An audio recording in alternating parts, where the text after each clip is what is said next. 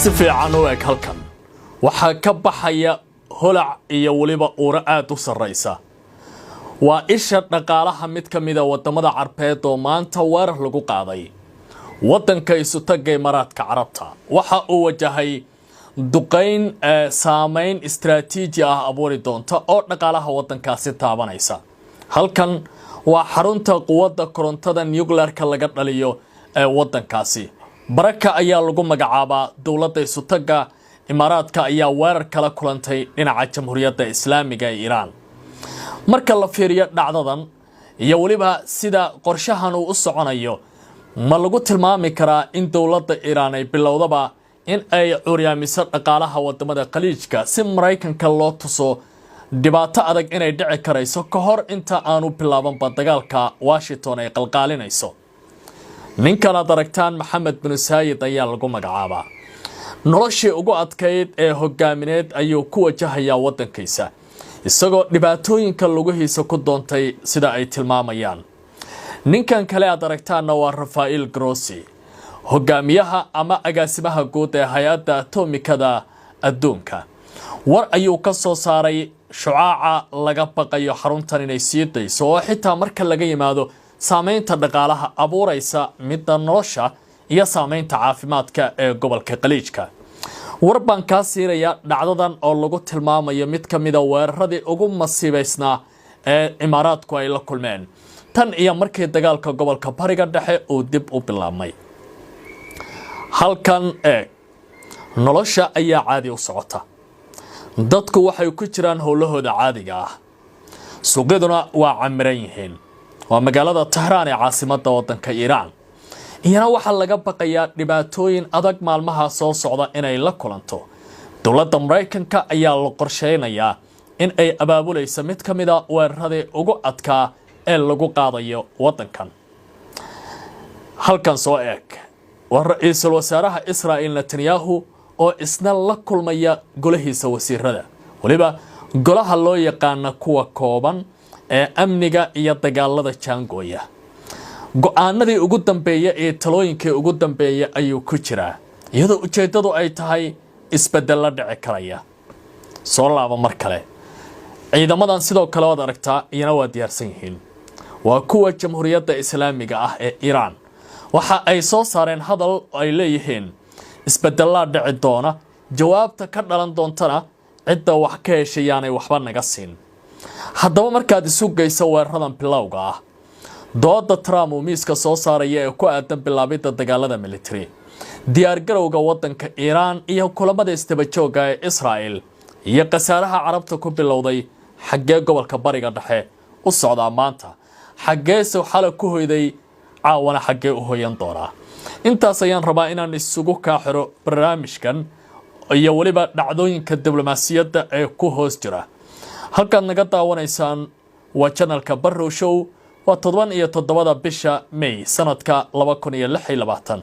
nala joog naguna soo biiro subscribe muuqaalkana la wadaag saaxiibada si aad u hesho fahamka saxda ah ee maanta ka jira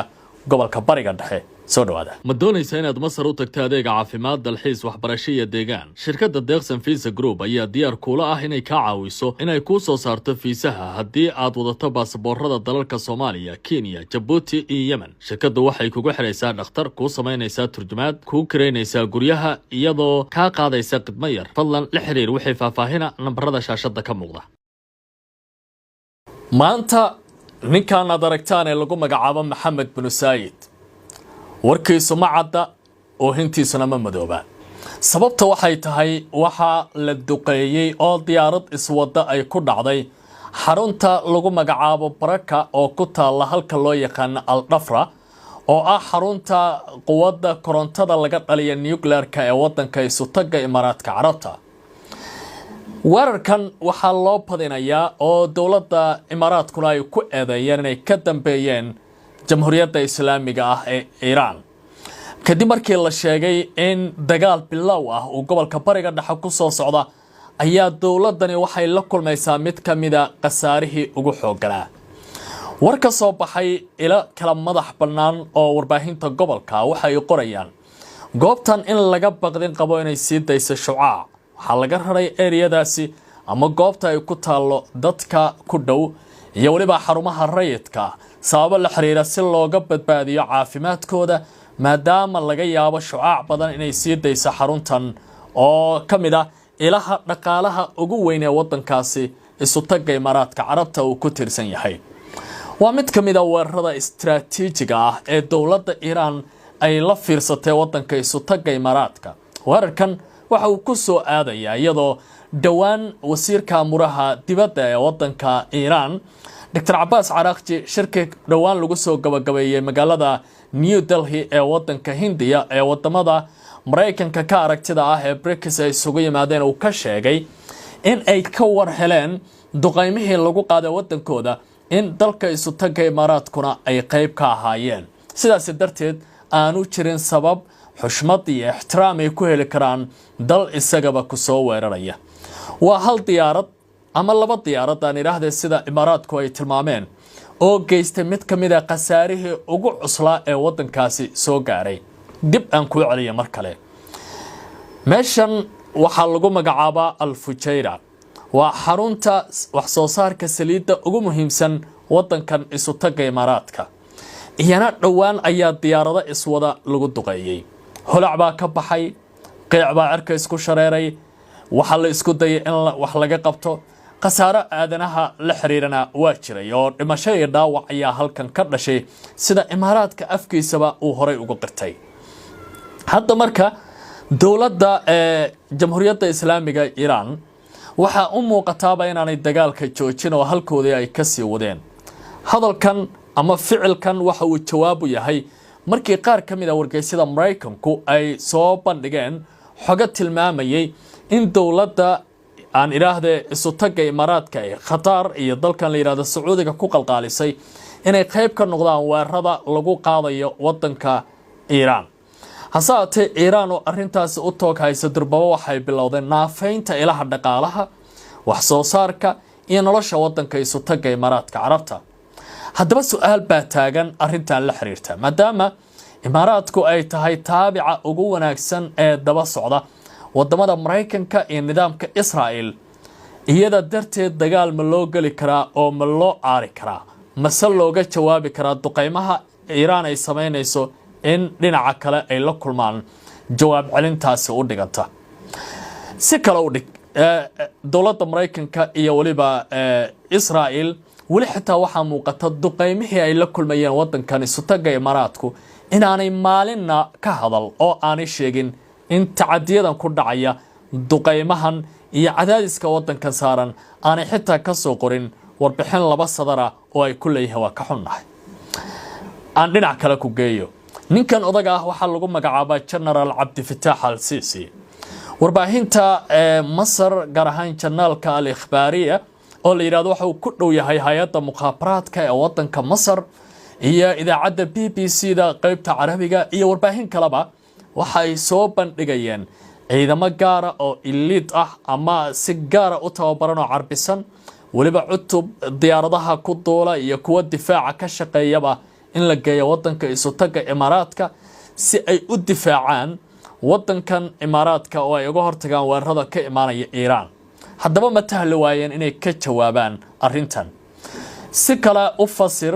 dalka Imaaraadka ayaan rabaa inaad faham badan ka hayso maanta waxa ku wada sugan cutub ka tirsan ciidamada Israel oo ka hortaga duqeymaha iyo diyaaradaha iyo gantaalaha nidaamka difaaca ee Iron Dome-ka ay wataan halka niman ka tirsan farsamayaqaano ah Ukraine oo diyaaradaha ka hortaga la soo kareeyay ciidamadii dalka Masarna waa la keenay intaas ayagoo joogaan oo kuwii Imaaraadka ay afar ku yihiin difaacan ay ciidamada jawil fadaa'iga loo yaqaan ee wadanka Iran waxa ay samaysanayaan adeegoodii ugu fiicnaa ayagoo bartilmaameedyadii ay rabeenna geysanaya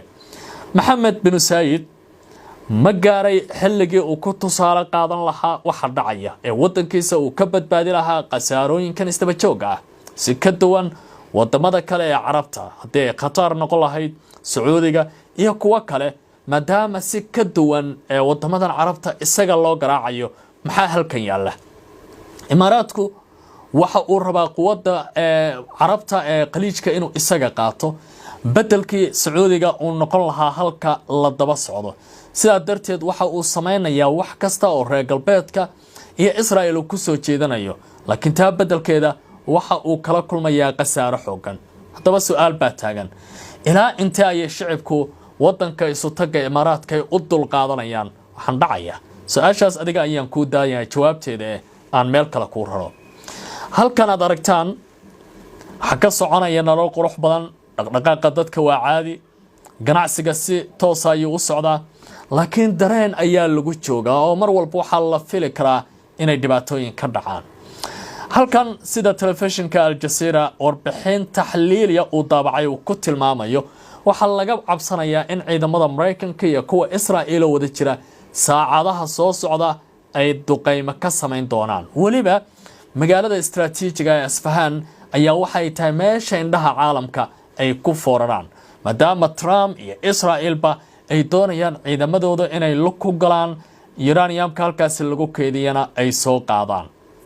hadalkaasi waa cad yahay marka la fiiriyo yoolka dhinacyada weeraraya Iran ay dabacsan yihiin laakiin markaad geeskan kala ka eegto ama xagashan aad fiiriso waxa Trump iyo Netanyahu ay doonayaan ma sahlana sababtu waxay tahay ciidamadan waa kuwa ilaalada kacaanka jamhuuriyadda islaamiga ah waxay bixinayaan doodihii ugu dambeeyay waxay banaanka keenayaan difaacay ugu dambeeyay waxaana leeyahay aad ay u feejigan yihiin iyagoo ku dhawaaqaya waxa dhacaya in aan laga shalay doono taliye sare oo maanta ciidamadan ka hadlay waxa uu telefishinka u sheegay Iran in shicibku aanay u walwalin jiritaanka wadankan iyo waliba si shaqeynta nidaamka kacaanka waxa uu yiri muddo ayaa ciidamadan la maalgelinayay qalab iyo tiknoolajiyada ugu dambeysana waa la helay sidaas daraadeed wax kasta oo Mareykanka iyo Israa'iil ay soo abaabulaan iyaga ay la gadoomi doontaa inaga waxaan nahay birlab caqiida dagaal iyo afkaar bay isku haysta iyadoo sidaas ay taagan tahay haddana ninkan waa Netanyahu iyo raggan la fadhiya golahiisa wasiirada waxa ay aad indhaha ugu hayaan bal in ay daraaseeyaan waxa dhici karaya hadii dagaal la galo waxa uu leeyahay Iran in dagaal la galo waxa ku xiran jiritaankeena in dagaal la qaado difaaciisana waxa mar kale ku xiran jiritaankeena laba caqabad oo taabanaya jiritaankeena ayaan mar walba dhaxda uga jirnaa laakiin ma waxaan qaadanaa inaan isdhiibno oo la inoo koro maalinna aan baabaano mise inaga oo hardamayna ayaan waqtigeenu iman karaa sidaas oo ay tahay dawladda Iran iyo Israa'iil waxa ay abaabulayaan hadda dagaal cidda dagaalka lagu haloo gelinayana waa wadanka Mareykanka qaar kamida shacabka Ameerikaanka waxay ka fakarayaan sababta ay dagaalkan u gali karaan